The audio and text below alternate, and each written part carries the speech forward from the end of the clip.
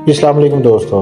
आज की वीडियो बहुत मज़ेदार होने वाली है क्योंकि हम इस वीडियो में आपको कंप्लीट ट्रैवल गाइड करेंगे इस्लामाबाद टू कैलाश वैली। और हम इसमें आपको बताएंगे कि कैलाश वैली में कौन कौन से फेस्टिवल किन किन डेट्स में अवेलेबल होते हैं। और दूसरा हम आपको कंप्लीट गाइड करेंगे रूट के बारे में भी।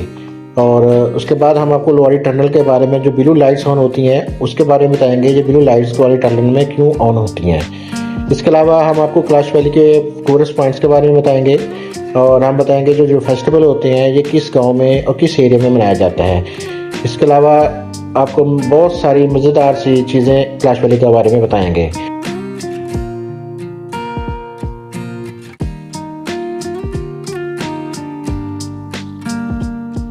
तो हमने अपने सफ़र का आगाज़ करना है मोटरवे M1 से।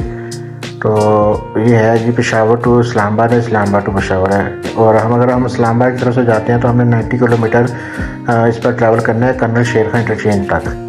तो कर्नल शेर खां इंटरचेंज थे ये हम M16 पर ट्रांसफ़र होंगे जो कि स्वात मोटरवे के नाम से भी मशहूर है, जिस पर हमने तकरीबन 80 किलोमीटर सफ़र करना है। जो हमारा लास्ट स्टॉप आएगा चकदरा आएगा।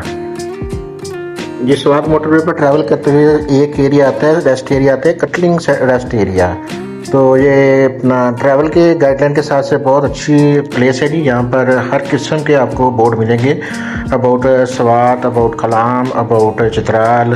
मतलब कि इसमें आपको पूरी ट्रैवल गाइड बाकायदा मैप के साथ आपको इस रेस्ट एरिया पर आपको अवेलेबल होगी।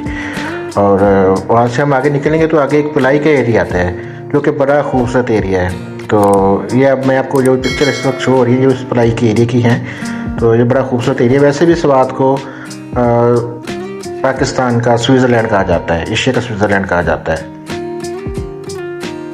तो बेसिकली ये स्वात मोटरवे 3 टनल्स पर मुहित है। इसमें 3 टनल्स हैं। तो इसमें जो सबसे बड़ी टनल है वो 7 किलोमीटर की है, बाकी इसमें 2 टनल हैं वो छोटी हैं, कोई 3 किलोमीटर है, कोई 4 किलोमीटर है। बाकी जब आप चकदरे पर उतरेंगे तो वहाँ से 2 तरफ को रोड जाती है। एक धीर की तरफ जाती है जो कि हमें चित्राल ले जाएगी और दूसरी अपना मिंगोरा कलाम स्वात। तो हमने यहाँ पर सफ़र अपना करना है धीर की तरफ।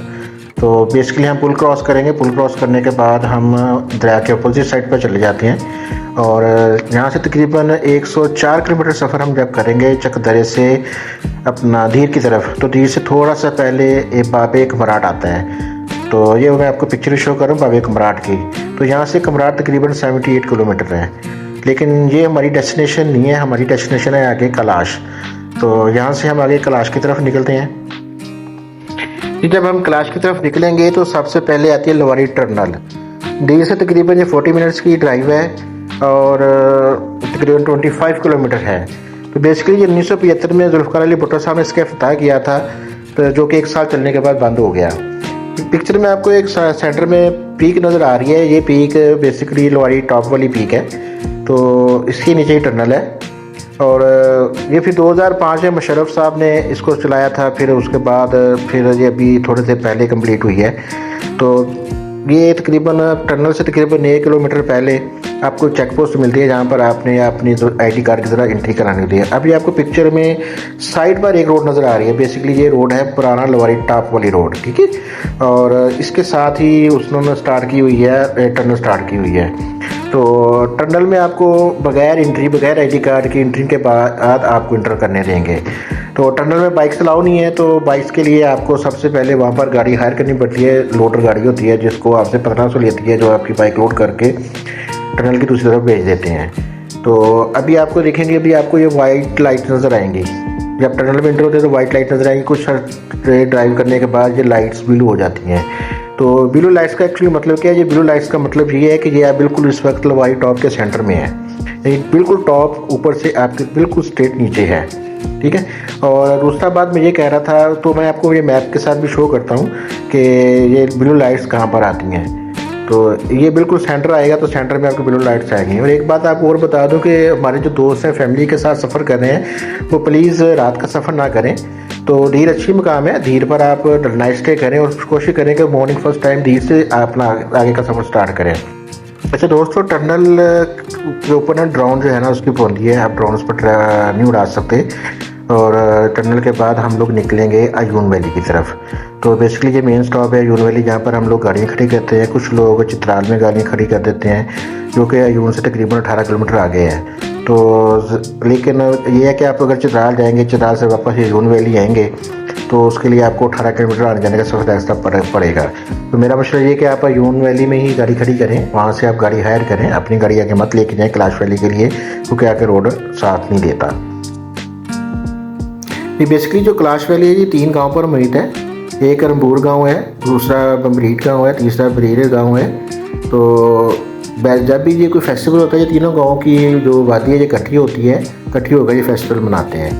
तो रंबूर जो है इसमें सिर्फ मकामी जो है ना, सिर्फ कलाशी ही रहते हैं, कलाश में से तब रखने वाले लोग रहते हैं, जबकि बमरीट में मुसलमान और कलाशी इकट्ठे रहते हैं। बेसिकली जो रंबूर गांव है, बरीर गांव है, ये बमरीट गांव से एक साइड में आते हैं। तो जब बमरीट गांव से पहुंचने से पहले एक पुल आता है, पुल से एक राइट साइड पे निकल जाता है और लेफ्ट साइड एक दूसरा लेफ्ट साइड पे निकल जाता है। तो ये तीनों गांव इकट्ठे होते हैं फेस्टिवल के ऊपर। फिर ये बमरीट गांव के ऊपर टॉप है थोड़ी सी, जिसका जगह नाम है बतरीक गांव, यानी कि छोटी सी टॉप है। तो बेसिकली ये फेस्टिवल यहाँ बतरीक गांव में होता है। बाकी जी इनकी 2000 साल पुरानी सकाफत है जो उसको अभी तक डील कर रहे हैं, उसको संभाले हुए हैं। तो बतरीक गांव बेसिकली इनकी जो है ना मेन जगह है। यहाँ पर ये औरतों के लिए मखसूस जगह रखी हुई है इन्होंने, यानी कि मखसूस इनका टेम्पल है जहाँ पर सिर्फ औरतें ही जा सकती हैं, और वही बतरीक में है। इनकी जो अपना फेस्टिवल होते हैं वही बतरीक गांव में होते हैं। तो इनका वैसे भी इनके जो फेस्टिवल तो वैसे 3 है, लेकिन ये अपने हर किसी भी मतलब खुशी के मौके को, यानी बच्चे की पैदाइश हो, शादी हो, ये फेस्टिवल की तरह ही मनाते हैं उसको। तो यहाँ पर जो होटलिंग है जी, आम दिनों में यहाँ पर होटल 1 या 2000 में 2000 के राउंड पर 2 बेडरूम का कमरा यहाँ पर अवेलेबल होता है। लेकिन फेस्टिवल के दिनों में ये बहुत ज़्यादा महंगा हो जाता है। तो फेस्टिवल के दिनों में यहाँ पर बहुत मशहूर है कि लड़की को लड़कों को पसंद है, भाग जाती है, ये बिल्कुल इनकी बात ठीक है। तो इसमें ये होता है कि लड़की को अगर कोई लड़का फेस्टिवल में पसंद आता है, लेकिन वो कैलाशी होना चाहिए। अगर आप नॉन कैलाशी है तो उसके लिए फिर काफ़ी प्रॉब्लम हो जाती है। तो अगर कैलाशी है तो फिर वो लड़की अपने पेरेंट्स को बता देती है कि मुझे ये लड़का पसंद है, तो मैंने आज शाम उसकी तरफ चला जाना है। तो बेसिकली जो लड़की वो अपने उस लड़के के घर चली जाती है, लेकिन वो जब तक उसकी शादी नहीं होती वो उसी अपने लड़के के घर में ही रहती है। लेकिन जब तक शादी नहीं होती तब तक ये लड़की की जो वालदा होती है या उसकी ससुर होती है उसका सहारा रहती है। जब शादी होती है फिर शादी में इनके जो पेरेंट्स होते हैं वो शामिल होते हैं लड़की के, तो फिर ये रेगुलर अपने फेस्टिवल की तरह उसकी शादी कर देते हैं। तो बेसिकली जो लड़की भागने वाली की स्टोरी के पीछे इनका ये सिस्टम है। बाकी जो मेरे दोस्त फैमिली के साथ ट्रैवल कर रहे हैं, मेरी उनको ट्रैवल एडवाइजरी यही है कि कोशिश करें कि रात का सफ़र ना करें इस एरिया में। तो चकदरा से जो है यून वैली तकरीबन 190 किलोमीटर है। तो इसमें आप सेंटर में जो धीर है वहाँ पर आप स्टे कर सकते हैं नाइट का। अच्छी जगह है स्टे के लिए, फैमिलीज़ के लिए। तो आप इस हिसाब से ट्रैवल करें कि आप नाइट का सफ़र ना करें, आप अपने सफ़र किस हिसाब से मैनेज करें।